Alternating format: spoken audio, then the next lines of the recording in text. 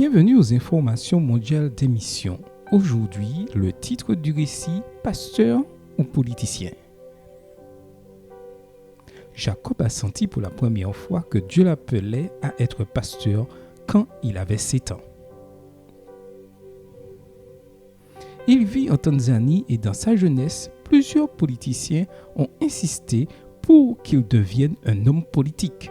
La proposition était alléchante financièrement et tout le monde disait que Jacob avait un talent naturel pour être un politicien. Cependant, il voulait toujours être pasteur, mais il ne pouvait pas se permettre d'étudier la théologie. La seule université de théologie adventiste en Tanzanie se trouve à Arusha. Et Jacob ne savait pas comment payer pour obtenir son diplôme. Il a donc décidé de tester Dieu. Jacob était fidèle dans les dîmes et les offrandes. Et a rappelé le texte de Malachie 3, verset 10 qui dit « Apportez la dîme au temple et mettez-moi à l'épreuve. » Alors il a prié « Seigneur, le prochain appel que je recevrai sera ta volonté. » Peu de temps après la prière, Jacob a reçu un appel d'un pasteur de district l'invitant à prêcher dans son église. Jacob a commencé à prêcher dans plusieurs églises jusqu'à ce qu'il reçoive l'invitation à être aumônier associé dans une école adventiste.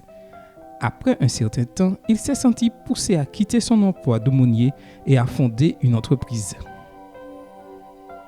Il a créé une entreprise informatique et après quelques mois, avec le profit de son travail, a obtenu l'argent pour payer les études en théologie. Il a ensuite été appelé à servir comme pasteur associé d'une église près du campus universitaire.